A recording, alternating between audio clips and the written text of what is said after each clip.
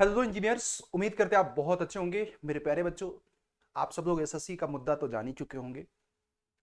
No doubt का बहुत सारे टीचर्स एसएससी सीजीएल के, एसएससी जेई के एंड एसएससी सीएचएस के, एसएससी जितने भी एग्जामिनेशंस कंडक्ट कराते हैं लंबे समय से जा ही रहे थे एसएससी ऑफिस। बट कल एक अच्छा हुआ कि सारे टीचर्स एक साथ गए, सारे बच्चे एक साथ गए। और जैसा कि आप यूट्यूब पे वीडियो देख चुके होंगे और बहुत सारी जानकारी होगी। बट एक सवाल आप लोगों के मन में होगा, मेरे से बहुत सारे बच्चे मैसेज भी कर रहे थे, सर एसएससी जेई 2024 का क्या रिजल्ट मॉडिफाई होगा या फिर से आएगा। मेरे भाई, ऐसा कुछ एसएससी के चेयरमैन ने नहीं बोला है। आप लोग उसको लेकर के पैनिक मत हो। हाँ, बहुत सारी मुद्दों को लेकर के फ्यूचर में जो एसएससी के एग्जामिनेशन होने वाले हैं, चाहे जेई 2025 का हो या कुछ बच्चों के साथ 2024 में भी अनफेयर हुआ है, तो एक कमेटी बनाई जाएगी और उस कमेटी फैक्ट फाइंडिंग में लगेगा कि एक्चुअल में कहीं पे कुछ अगर गलतियां हैं तो उसको सुधार किया जाएगा। बट रिजल्ट वगैरह में ऐसा अभी कोई कमिटमेंट नहीं है। बट हाँ, कुछ बातें जो निकल के आई है मैं आपको अपडेट करता हूं। जैसा कि आप जानते हैं एसएससी जेई 2024 वाले में मेंस में 4 से मतलब 15-16 क्वेश्चंस गलत हो गए। अब ये गलत होने पे किसकी जिम्मेदारी बनती है? तो एसएससी ने बोला आने वाले समय में ऐसा नहीं हो। जो एग्जाम कंडक्टिंग बॉडी थी पेपर सेट करने वाली, वो अब पेपर नहीं बनाएगी, लाइक टीसीएस। अब देखो वो किससे बनाते हैं, किससे बनवाते हैं। और होप अगर मेंस जैसे एग्जामिनेशंस में या प्री जैसे एग्जामिनेशंस में अगर क्वेश्चंस गलत नहीं हो रहे हैं तो ये बहुत अच्छी बात है, होनी भी चाहिए।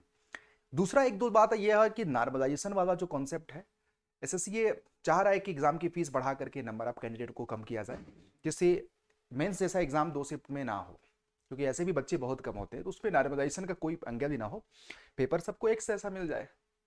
ये भी एक बहुत अच्छा स्टेप होगा।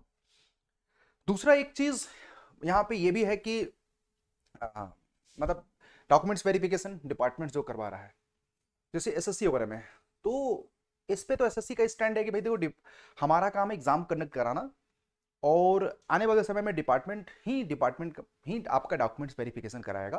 तो उसमें बहुत ऐसे चैलेंजेस नहीं है। मोटा मोटा अगर देखा जाए तो अगर एसएससी बहुत सारी चीज़ों को जो उनके अंदर कमियां हैं नॉर्मलाइजेशन को लेकर के, क्वेश्चंस पेपर के आंसर को लेकर के, या फाइनल आंसर की लाने में, या एसएससी के भी बहुत सारे मुद्दे हैं, लेकिन हमारा उससे मतलब नहीं है। फिर भी आप सब लोग भर्ती होंगे, जैसे सीएचएसएल का एग्जाम, एमटीएस के एग्जाम, सीजीएल के एग्जाम का सीक्वेंस इस तरह से रखा जाए कि अगर कोई बच्चा सीजीएल में सेलेक्ट हो जाए तो एमटीएस में ना भरे, है ना? समझ रहे हो कि नहीं आप? तो ये सारे मुद्दों को लेकर के कल मीटिंग हुई और एक काफी पॉजिटिव, मतलब मेरे को लग रहा है कि आउटपुट है। होप हमारे बच्चों का 2025 में जो एग्जाम एसएससी कंडक्ट करा रही है वो अगर इस बार फेयर हो जाए तो, क्योंकि मुझे पता है ना बहुत सारे बच्चों का दर्द 2024 की सीबीटी 2 में बहुत सारे बच्चे जो झेले हैं। यू कांट एक्सप्रेस दैट कि अच्छे नंबर आने के बावजूद भी उनका सिलेक्शन नहीं हुआ है। ये पेन है।